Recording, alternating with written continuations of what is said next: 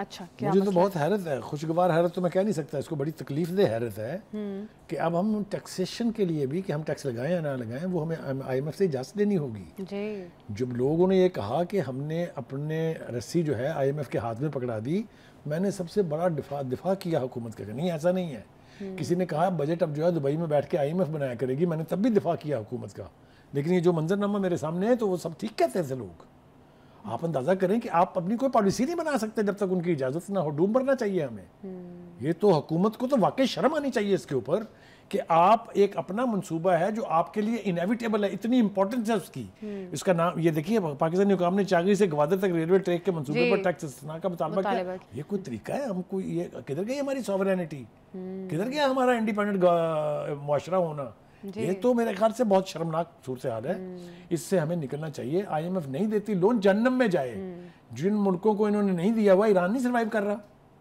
Survive کرنا چاہیے اپنی سیلف ریلائنس کے اوپر. اتنی مجبوری کہ ہمارے گلے میں پھندا ہے، جب وہ چاہیں پھانسی کے پھندے کی طرح سے ٹائٹ کر دیں اس کو. لیکن سرمایہ کاری کرنے والے جو ممالک یہ تو بہت شرمناک بات ہے. دیکھیے انہوں نے فیزیبلٹی بنائی، انہوں نے کہا آپ اس کی گارنٹی بھی نہیں دے سکتے، فیڈرل گارنٹی.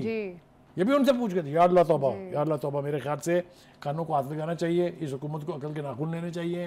ان کو فوری طور پر اس صورتحال سے نکلنا چاہیے جہاں ان کی مرضی اور ان کے اختیار کی کوئی گنجائش ہی نہیں ہے. ہم نے قرض لیا ہے، اپنی پوری قوم کو غلام تھوڑی بنایا ان کا.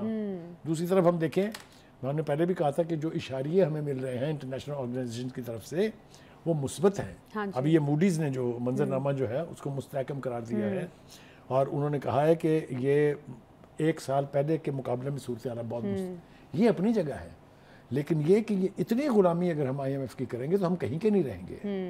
میرے خیال سے اگلے پروگرام کی بات ہی نہیں کرنی چاہیے. ہمیں سروائیو ہونے کے لیے سیلف ریلائنس کی طرف جانا چاہیے. اس کے علاوہ اس کا کوئی حل نہیں ہے.